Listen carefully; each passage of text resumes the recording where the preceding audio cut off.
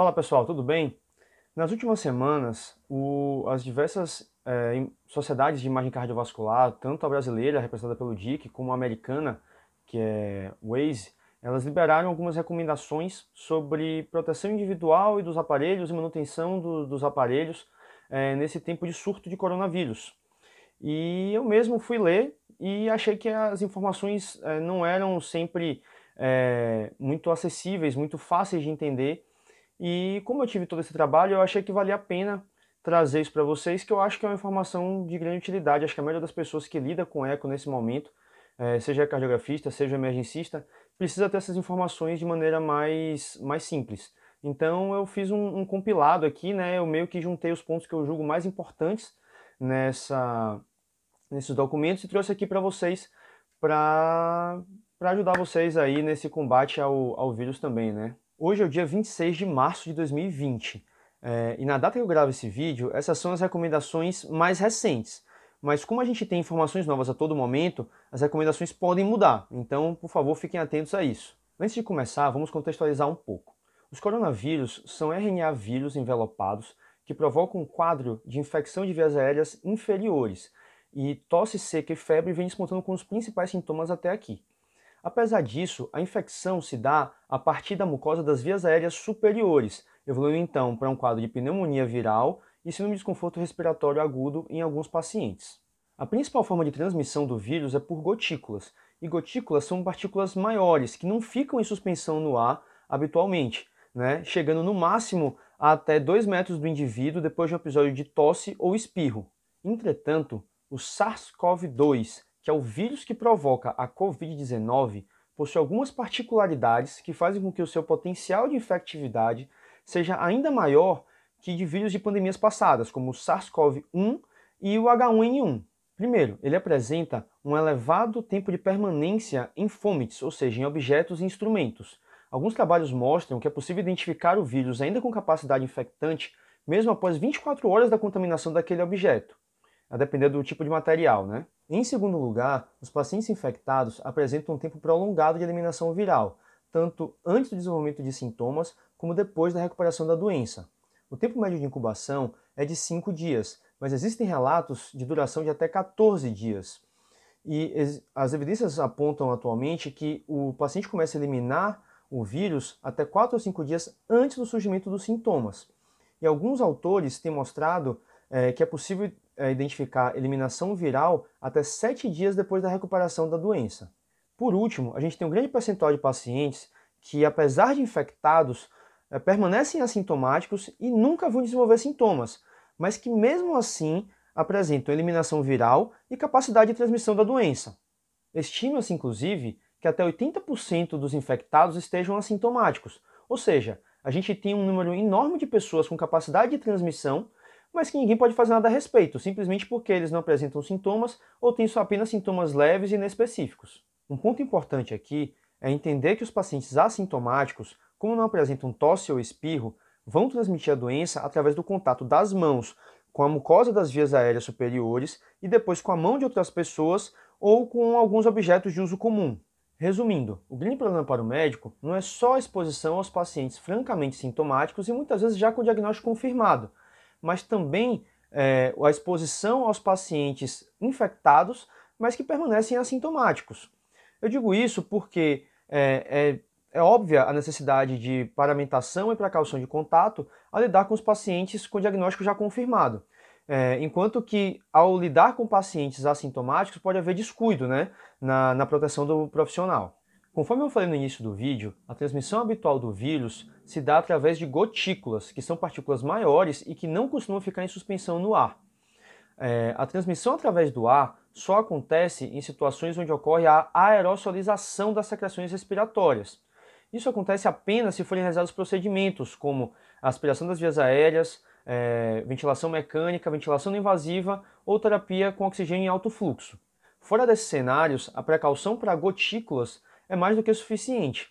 E é por isso que a máscara cirúrgica vem sendo recomendada nos cenários onde o paciente é assintomático, ou seja, uma situação de baixo risco. Terminada essa breve introdução e contextualização, vamos agora para as recomendações propriamente ditas para a realização de ecocardiograma transtorácico nesse contexto de pandemia pelo coronavírus. Se vocês quiserem que eu fale sobre situações especiais como eco transesofágico e eco de estresse, me falem nos comentários que eu vejo se eu gravo um vídeo depois sobre isso. Durante a pandemia, estamos vivendo tempos de isolamento social e uso racional dos recursos de saúde. Então, a primeira recomendação é de sempre discutir com a equipe clínica sobre a real necessidade e indicação de realização daquele exame. Isso ajuda a reduzir o risco de exposição tanto dos pacientes como do profissional. O mais recomendado é que sejam realizados somente os exames que não podem ser adiados e que vão impactar diretamente na condução do caso, que vão levar a uma mudança de conduta. Isso vale principalmente para a realização de exames repetidos ou seriados. Agora vamos falar especificamente sobre paramentação e cuidados com o aparelho.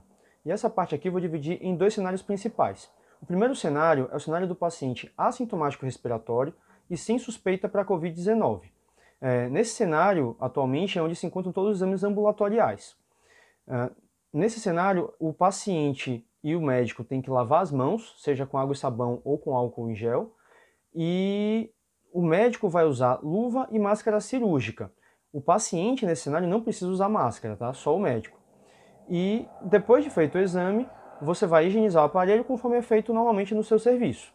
O segundo cenário é o cenário do paciente suspeito ou confirmado para a Covid-19. Médico e paciente, mais uma vez, tem que higienizar as mãos com água e sabão ou com álcool em gel. E aqui o paciente vai usar máscara cirúrgica. O médico vai se paramentar com máscara N95, óculos, gorro, luvas e avental. A Sociedade Americana recomenda também que seja usado o Face Shield, mas a Sociedade Brasileira não faz nenhuma menção a respeito disso. Se tiver disponível, é interessante proteger o aparelho com uma capa ou um preservativo. Uma vez terminado o exame, realizar a higienização do aparelho com solução alcoólica a 70%. Mas você pode também entrar em contato com o fabricante para poder saber se tem outras soluções disponíveis para fazer essa higienização. Aqui dois pontos importantes. Primeiro, evitar usar solução alcoólica diretamente no monitor. Então, para isso, é importante falar com o fabricante. E, em segundo lugar, evitar borrifar diretamente em cima do teclado e dos conectores.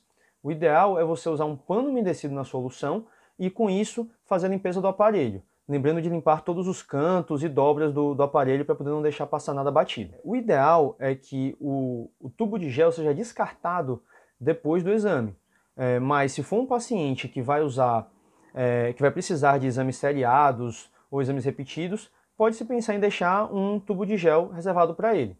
Então, se você vai entrar no leito para poder fazer um exame, você pode separar tubos pequenos que vão ser usados para aquele exame e depois vão ser descartados. Outro ponto importante é que, quando for fazer um exame na beira do leito, lembrar de retirar do aparelho, do carrinho, todo material que não for essencial para a realização do exame.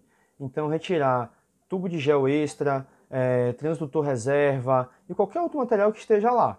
Além disso, lembrar de já levar consigo para dentro do leito o material que vai ser usado para a higienização do aparelho, já que você vai ter que higienizar ele antes de sair do leito também.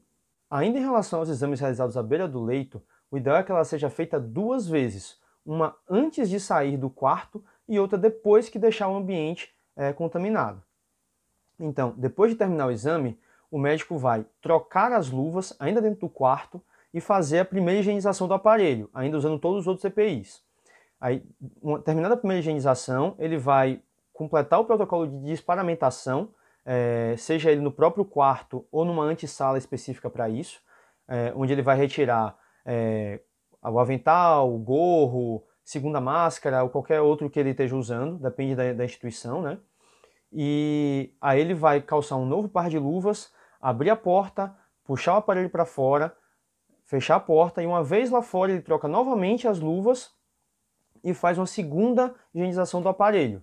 Lembrar também de respeitar o tempo de secagem antes de voltar a usar o aparelho, certo? Então, depois da segunda higienização, é importante esperar o tempo de secagem de 2 a 3 minutos para poder voltar a usar o aparelho. Nesse momento, cabem aqui algumas considerações feitas especificamente pela Sociedade Americana, e que o DIC não chega a se manifestar a respeito disso. Nesse momento de pandemia, pode ser interessante priorizar a realização de exames à beira do leito, já que o aparelho portátil é mais fácil de ser higienizado e, além disso, você estaria minimizando o uso de EPIs e o risco de transmissão da doença, já que o paciente não vai precisar ser transportado para outro setor do hospital para poder fazer o exame. e somente o médico que vai entrar para fazer o exame é que precisa se paramentar. Outra estratégia interessante que merece ser discutida é considerar a manutenção de um aparelho exclusivo para a sala de atendimento de pacientes com suspeita ou confirmados para a Covid-19. Isso minimizaria a necessidade de limpezas frequentes do aparelho e também reduziria o risco de contaminação de um aparelho que depois pode acabar sendo usado para fazer exames em pacientes que não estão infectados. Numa outra discussão também interessante, a Sociedade Americana publicou na semana passada um vídeo sobre o ensino do Echo Point of Care. E numa parte dessa aula eles fazem alguns comentários muito pertinentes sobre como essa modalidade pode ajudar no enfrentamento da pandemia pelo coronavírus. Resumidamente, o Echo Point of Care seria realizado pelo próprio emergencista, ainda no atendimento inicial ao paciente com sintomas respiratórios. Dentre as vantagens dessa abordagem, eu queria destacar aqui para vocês uma potencial redução no uso de EPIs, uma menor exposição de profissionais de saúde, já que somente um médico vai entrar para poder fazer o exame, a possibilidade de selecionar melhor os pacientes que realmente vão precisar de um ecocardiograma feito por um cardiografista experiente, além de servir como uma espécie de triagem, ajudando o ecocardiografista a fazer um exame mais direcionado posteriormente. E por último, é uma estratégia que te dá a possibilidade de fazer também ultrassom de pulmão, que é uma ferramenta que vem se mostrando bastante útil na avaliação e condução desses pacientes. Na minha opinião, essa estratégia me parece bastante válida. Se você também gostou, eu acho que pode ser uma boa ideia levar para discussão com os coordenadores e gestores do seu serviço para ver se isso pode ser implementado no seu hospital. Bom, acho que isso é tudo que eu tinha para falar para vocês hoje. Mas antes de encerrar, eu queria só fazer 2 lembretes. Primeiro, muito cuidado com as técnicas corretas de colocação e principalmente de retirada dos EPIs. De nada adianta você ter o recurso disponível e acabar se contaminando justamente no momento da desparamentação. E, em segundo lugar, lembrar que objetos como teclados, mouse, cadeiras e maçanetas precisam também de higienização constante, para evitar que o profissional se contamine longe do cuidado com o paciente. Por hoje é isso, pessoal. Espero que esse material tenha sido útil para vocês. Eu vou deixar na descrição do vídeo o link para as aulas e para as recomendações das sociedades que eu fiz referência nesse vídeo, para vocês poderem se aprofundar mais se vocês estiverem interessados. Até a próxima!